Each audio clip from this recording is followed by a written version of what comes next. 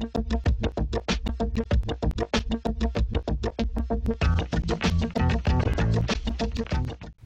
right, so I'm back up at my favorite spot here in southern Vermont, one of my favorite spots. This is Moon Ledge. It's got a really nice southerly view. And I've been emailing back and forth with a lot of people lately, and one of them, Dave, had a really nice suggestion of, I wish there was some kind of field guide of, you get to X spot, what are your basic settings? What are you looking for? What's on your mind when you come up to a spot and say, all right, I want to take a nice picture. What do I set my camera on? Well, you can do P, of course. I like P because it allows you to shoot RAW. I'm talking about DSLRs mostly, and in this case, the Canon T4i, but really this applies to any DSLR. You can shoot P and let the camera decide, and it does an okay job. But really, when we're talking about scenic views, which is a fairly typical or commonplace thing that you want to be photographing, you really want to make sure your aperture is a nice large number, which means small opening, which means a very large depth of field. So everything from just in front of the camera to way off in the distance is going to be in sharp focus. So in this situation, if I wasn't shooting manual, I would shoot AV mode, which is your aperture priority.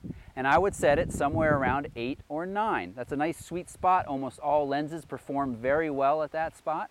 And it gives you a great depth of field that's going to allow everything to be in sharp focus.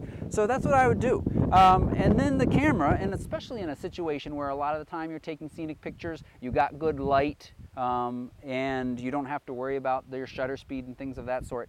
If you do, you can obviously raise your ISO up a little bit to keep it from a slow enough shutter that you're going to get camera shake. But that's pretty much it. You might want to ask the camera to meter on the scenery and not the sky.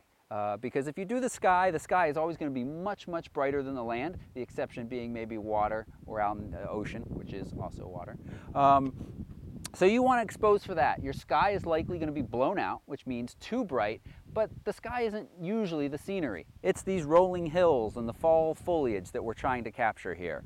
If you want to try to capture so the sky isn't blown out, then you need to work in manual mode a little bit more and increase and decrease your exposure to get what you want. Or another option is helpful, is a circular polarizer can really help kind of decrease those blowouts. And there's some other things you can do too. So this was just a real quick basic tip of scenery, AV mode, f8 or somewhere around there. Set your ISO high enough that your shutter speed is high enough that you're not getting camera shake, and you should get better shots. Just for quick reference, if I leave it on P, the camera wants to do f4, which in this case isn't terrible, but it's not as good as f8. So I hope this tip was helpful. I got lots more of these videos coming, and please subscribe and like my Facebook page so you're not only notified by videos but also new articles and things of that sort that I post, and giveaways too. Thank you for watching.